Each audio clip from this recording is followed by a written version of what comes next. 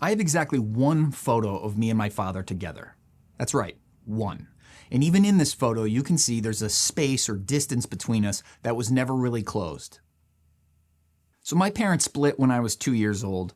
I have no memory of living with my father. I have no memory of my parents together. What I do remember is visitation, visits. I live in Massachusetts. That's where I was growing up at the time.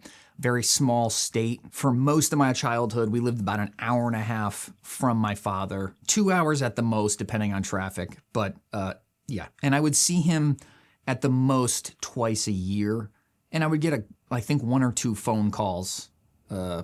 Would bookend those visits, and the visits were like long weekends.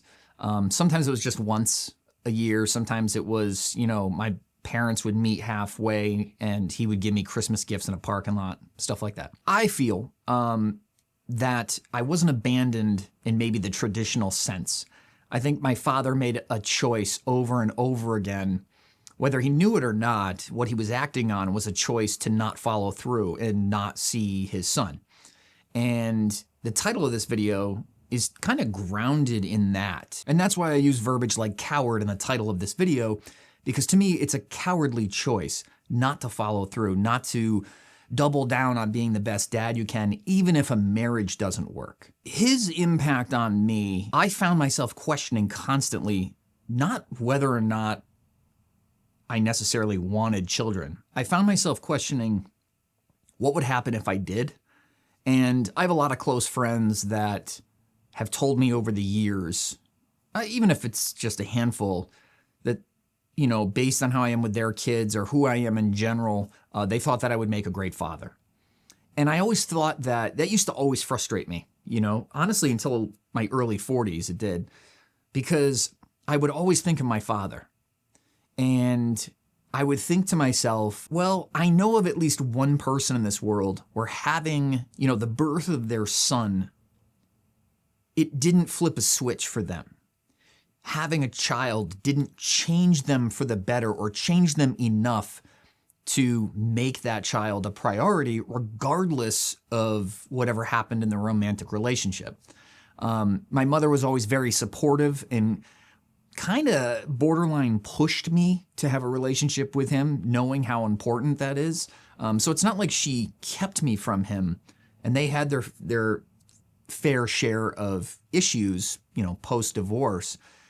But yeah, it shaped me in the sense that not growing up or growing up without a father obviously robs you of the experience of like how to act, right? And some people, I believe it's even worse. Maybe you have a father that's an alcoholic and they're abusive or they're destructive in the household. Like that to me is worse than just having somebody who no-showed. But even the no-show did enough damage not being present to confuse me as an adult, as a man constantly wondering, well, what happens if a kid is born and I do what my father did? I don't know much of the backstory other than what I've kind of pieced together over the years was that my mom got pregnant. She had a lot of complications. She put on a lot of weight.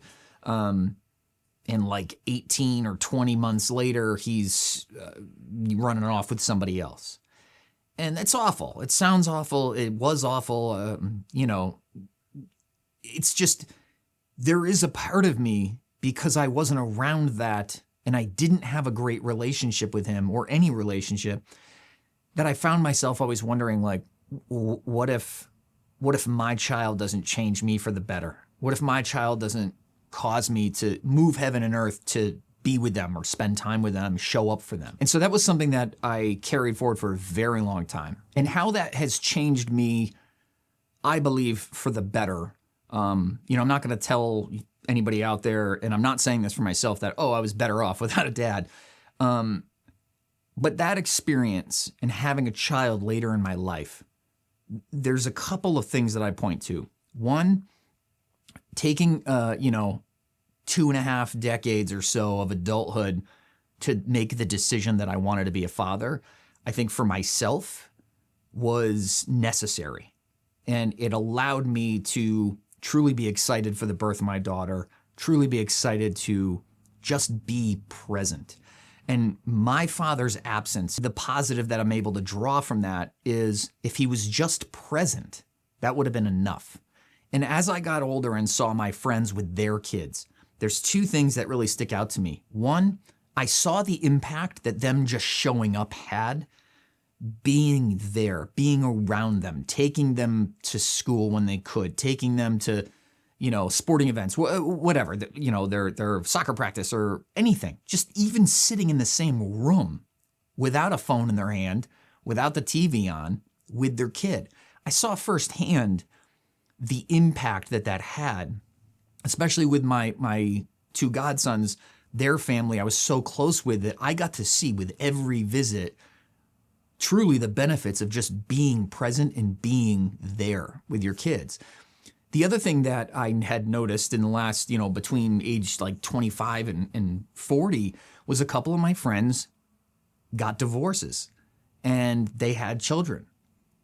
And one of the things, I have three friends in particular that I'm thinking of when I tell this story is that to see them struggle at the end of a broken or failed marriage and really beat themselves up over this idea of not waking up every day with their kids, not seeing their children every day, and that's the reason why they can't pull the trigger. To see those same friends double down on being the best father they can be, that immediately, it kind of sort of put the nail in the coffin as to whether or not I was ever going to have a relationship with my father.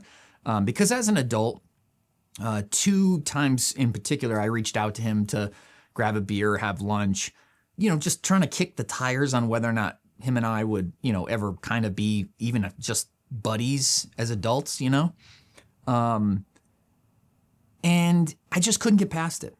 I couldn't get past the fact that, okay, so it didn't work out in your marriage and you got divorced, but showed for your kid? That's weird. What I draw from that with my daughter, my age for starters, I want to maximize the time I can spend with my daughter because I am an older first-time dad. I believe I had read somewhere there's a statistic, I haven't dove into it to see how accurate it is, but I read somewhere that close to 75% of the time that you're going to spend with your own kids occurs between their birth and the time they turn 12 years old.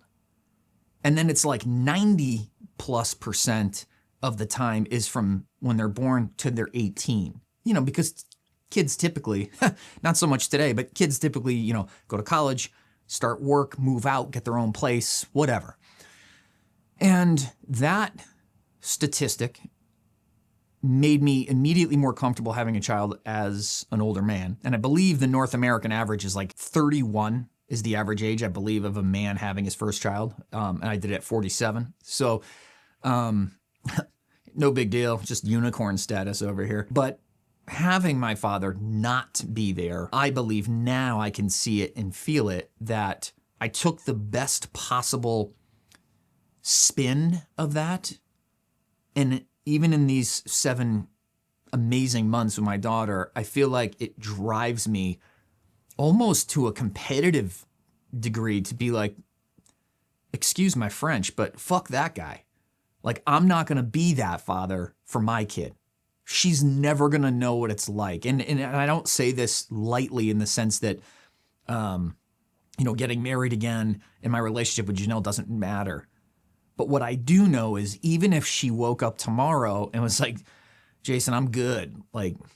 Take it easy. See you later. My daughter's she's not going to know what it's like to not have a dad. And in a weird kind of way, I almost thank my father for that, because whether he was, based on his choices, he wasn't capable of being the, stand up, show up every day dad. So the next best thing was to have your son realize that I don't want to be that kind of father. I don't want my daughter to know what I knew, or felt when it comes to, a parent not following through. And with all this talk of being present and trying to take what I didn't have and just build on it, exponentially, the moments with my daughter that really make me feel this, I actually pity my father, because and I think every parent feels this way, but my daughter is like the most beautiful thing that I've ever been around, and the most beautiful thing that I've ever seen. And to watch her sit and discover things and to sit and play and interact with her books and her toys and her puzzles and the insoles to my shoes and a rubber spatula from the kitchen and all these things and the beautiful noises that she makes. And I sit there and I think two things. This asshole missed out because he could have been a grandfather. He could have been a part of this like my mom is and been around this amazing little girl. And then the pendulum swings the other way for me, where when I sit in the same room as my daughter and I'm watching all this or I'm holding her or whatever, I sit there and I think, how on God's green earth could you experience this and walk away from it and not try to maximize the amount of time that you can spend with this child? Like my daughter's 7 months old. My father and mother were living together when I was 7 months old. So the things that I'm seeing, he saw. That wasn't enough. And so, I just know moving forward because of this, there's no, as my friend used to say, there's no hate on my plate. I don't walk around with a lot of anger. I pity him now because I think, hey, you got some time left on this planet and, you could have been a grandfather. So yeah, and in closing, I can laugh at this now. And, sometimes we'll laugh about this together. If there's one takeaway that I have, the lasting takeaway, my relationship with my father, is we would often, whenever the visitation weekends, we would do, I didn't know it at the time, but we did what he wanted to do. And to this day, I absolutely hate fishing. I always will. I will never enjoy it. It's not that I won't take my daughter if she begs me to go, if something she's really into. Of course not. I hate it. I hate watching it. I hate hearing about it. I hate people telling me, hey, look what I caught. It's just, to me, my father's lasting legacy is to create a son and then ensure that he shows up for his own kid because, he doesn't want to be like him, and ensure that he hates fishing. Yeah, that's my favorite and worst childhood memory.